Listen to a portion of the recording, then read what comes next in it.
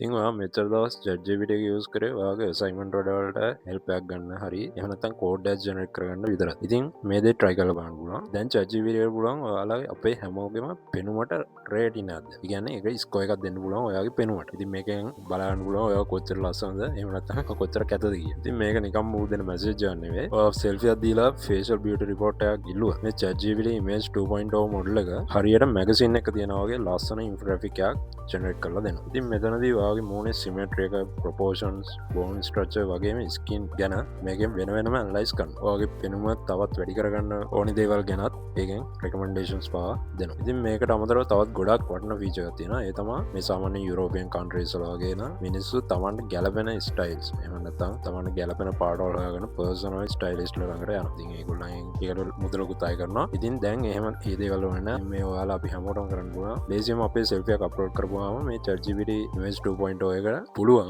ඔයාගේ personal color analysis එකක් කරලා ඔයාලට ගැලපෙන පාටවල් මොනවද, ඔයාගේ මූණට ගැලපෙනම hair style මොනවද කියලා side by side පෙන්වන්න. ඉතින් ඒ වගේම ඔයාලට ගැලපෙන cool tones ද එහෙම නැත්නම් warm tones ද කියලා ඒක තප්පර ගානකින් කියලා දෙනවා. ඉතින් මේ කලින් තිබ්බ AI වලට පුළුවන් රූපයක් දකින්න විතරයි. හැබැයි මේ ChatGPT image 2.0 එකට පුළුවන් මේ රූපයක් දිහා බලලා reasoning කරන්න. ඒ කියන්නේ තර්කානුකූලව හිතලා design එකක් විදිහට output එකක් දෙන්න පුළුවන්. ඉතින් ඔයාත් අදම ඔයාගේ photo එකක් upload කරලා බලන්න ඔයාලට හම්බෙන score එක කීයද කියලා. ඒ වගේම මතක තියාගන්න මේක AI එකක් විතරයි. මේකෙන් දෙන score එකෙන් ඔයාගේ පෙනුම මොන වගේද කියලා මනින්න යන්න එපා. සමහර විට ඔයා ඊට වැඩිය කැත වෙන්නත් පුළුවන්. සමහර විට ඊට වැඩිය ලස්සන පෙනුමක් තියෙන්න පුළුවන්.